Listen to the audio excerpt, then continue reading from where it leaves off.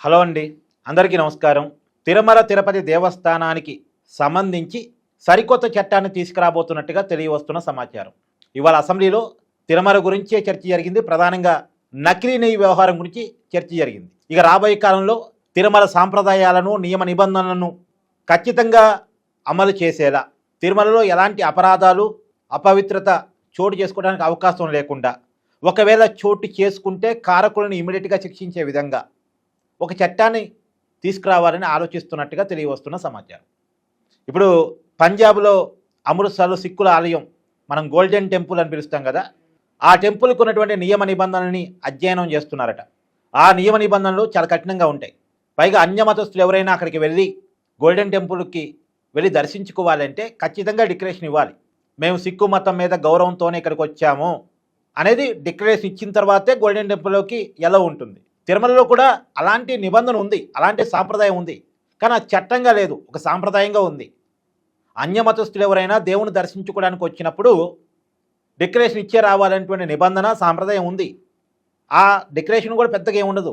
హిందూ మతం మీద గౌరవంతోనే వచ్చాను, శ్రీ వెంకటేశ్వర స్వామి మీద భక్తితోనే నేను ఇక్కడికి వచ్చాను అనేది దాని మీద సంతకం పెట్టి సమర్పించాలి టీటీడీకి.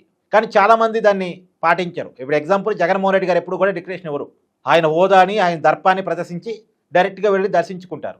ఆయన కుటుంబం పాలవుతుంది వేరే మతాన్ని, ఆయన నమ్ముతుంది వేరే దేవుని, తప్పులేదు. కానీ తిరుమలకు రావడం కూడా తప్పులేదు. వచ్చినప్పుడు హిందూ మతం మీద గౌరవంతోనే, దేవుని మీద భక్తితోనే వచ్చానని డిక్లరేషన్ ఇవ్వడం అనేది తిరుమల సాంప్రదాయం. కానీ పాటించారు. ఆయన పాటించాలని చట్టం లేదు కాబట్టి అతని ఎవరు ఏమంటానికి లేకుండా పోతుంది.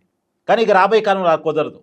ఎవరైనా సరే డిక్లరేషన్ ఇచ్చే, ఇక్కడ ఎలాగైతే అమృత్సర్లోని గోల్డెన్ టెంపుల్లో డిక్లరేషన్ ఇచ్చిన తర్వాతే గోల్డెన్ టెంపుల్లోకి ఎలా ఉంటుందో ఇక్కడ కూడా అలాగే చేయబోతున్నారట. ఇది మాత్రమే కాదు, ఇప్పటికే తిరుమలలో సెల్ఫీలు దిగటం, ఇవన్నీ రకరకాల వివాదాలు గతంలో చాలామంది మీద వచ్చాయి కదా. ఒక జర్నలిస్ట్ మీద వచ్చాయి, తర్వాత ఎవరు దువ్వాడ మాధురి మీద వచ్చాయి. ఇలా రకరకాలుగా అక్కడ సెల్ఫీలు దిగటం, వీడియోలు చేసుకోవటం, రీల్స్ చేసుకోవటం, ఇలాంటి అనేక వివాదాలు ఉన్నాయి కదా. ఈ వివాదాలన్నిటి కూడా పులుస్తా పెడుతున్నారు. పులుస్తా పెట్టేలా చట్టాన్ని తీసుకురాబోతున్నారు.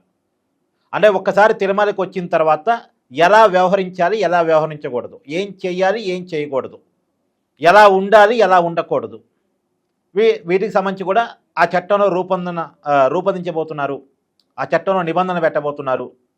ప్రధానంగా ఆలయంలో సాంప్రదాయాలని కఠినంగా పాటించే విధంగా, పాటించకపోతే కఠిన చర్యలు తీసుకునే విధంగా, పైగా తిరుమల దేవస్థానంలో జరిగేటువంటి అపచారాల మీద ఆ కేసులు విచారించడానికి ప్రత్యేక కోర్టును కూడా ఏర్పాటు చేయాలనే ఆలోచన కూడా ఉందంట. ఫర్ ఎగ్జాంపుల్ తిరుమలకు సంబంధించి అనేక కేసులు, నకిలీ నెయ్యి వ్యవహారం జనరల్ కోర్టే సాధారణ కోర్టే చూస్తుందిగా. సాధారణ కోర్టు చూసినప్పుడు ఏంటంటే కేసు లేట్ అవుతూ ఉంటుంది. ఇదే కదా పరకామణి చోరీ కేసు కూడా కోర్టు పరిధిలోనే ఉంది. ఇవన్నీ తిరుమలకు సంబంధించి చాలా కేసులు నడుస్తూ ఉంటాయి. కానీ సాధారణ కోర్టులో నడిచినప్పుడు, సాధారణ కేసులతో పాటు విచారించినప్పుడు ఈ కేసులు లేట్ అవుతూ ఉంటాయి. ఇక లేట్ అయితే సహజంగా ఏమవుతుంది అనేటువంటి అభిప్రాయం తప్పు చేసే వాళ్ళు కలుగుతుంది.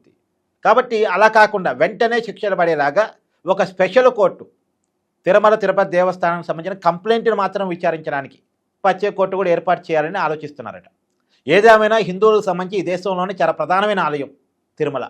దాదాపు రోజుకి సగటున 1,00,000 మంది, 80,000 నుంచి 1,00,000కు పైగా భక్తులు వస్తూ ఉంటారు. అదే సీజన్ అయితే ఇంకెక్కువ మంది వస్తారు. ఇప్పుడు సమ్మరు, బ్రహ్మోత్సవాలు ఇలా జరుగుతున్న సమయంలో 1,50,000 వరకు కూడా భక్తులు వస్తూ ఉంటారు.